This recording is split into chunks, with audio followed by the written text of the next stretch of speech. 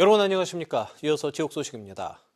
양양군수 주민소환 투표의 사전투표가 이틀 앞으로 다가오면서 찬반 양측의 신경전이 벌어지고 있습니다.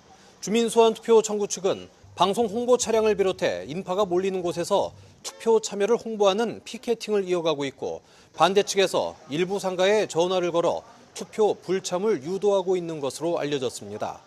양양군수 주민소환 투표의 개표 여부 기준은 최종 투표율은 33.3% 이상이며 21일과 22일 치러지는 사전투표율에 관심이 모아지고 있습니다.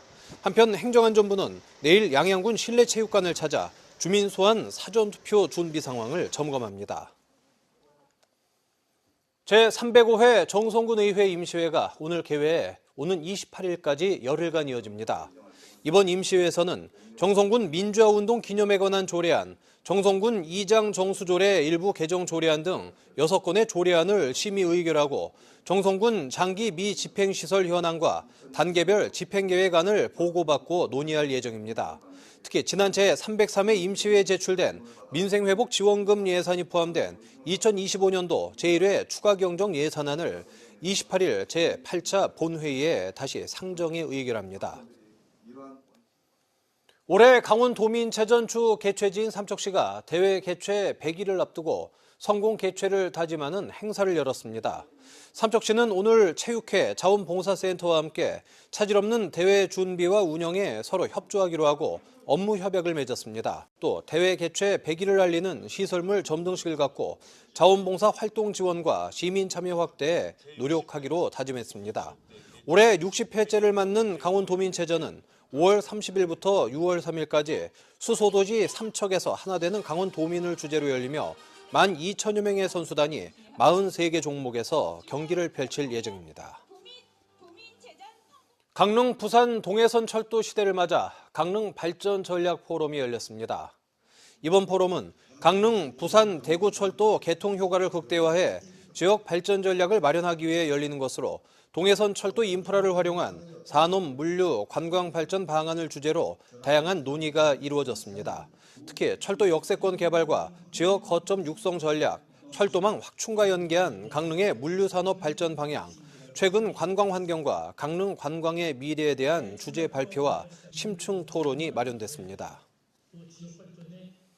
건조한 날씨 속에 주택 화재가 인근 산으로 옮겨 붙는 화재가 잇따라 발생했습니다.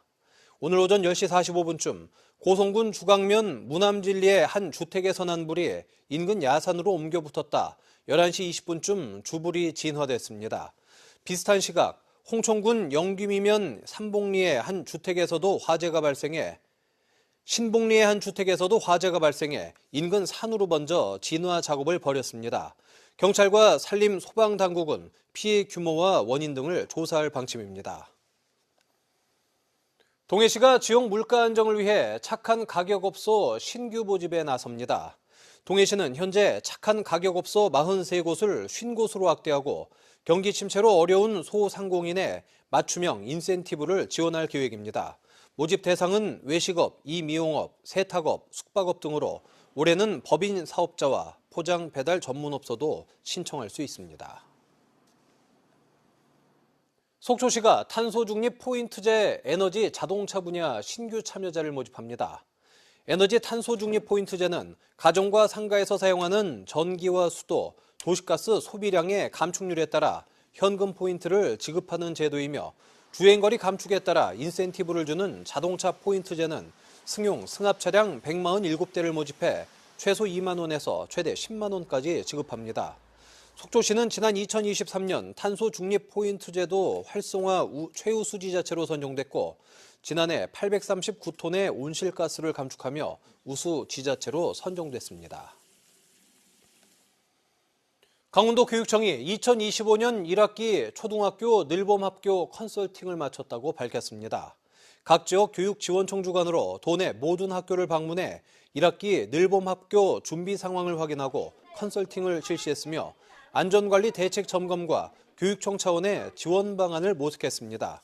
강원도교육청은 늘봄학교 안전관리를 위해 학생을 보호자의 대면 인계할 때까지 귀가 동행 자원봉사자 등 관리 인력 추가 확보 방안과 학부모 알림 시스템 컨설팅, 학교 안전 강화를 위한 준비 상황을 점검했다고 밝혔습니다. 올해 초등학교 늘봄학교는 2학년까지 확대되며 3월 초 개학과 동시에 시작됩니다.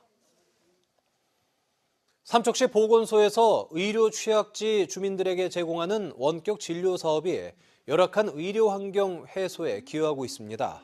삼척시는 지난 2018년부터 6개 읍면 보건진료소와 경로당 12곳에 화상 시스템 등을 갖추고 당뇨병과 고혈압 등 만성 질환자를 대상으로 원격 진료를 시작해 지금까지 2만 1,000여 명이 이용했습니다. 특히 공중보건의사가 먼 거리를 방문 진료하지 않고 진료와 처방뿐만 아니라 처방약 복용 지도와 보건 교육까지 실시해 주민들의 경제적 부담을 줄이고 있습니다. 뉴스를 마칩니다. 고맙습니다.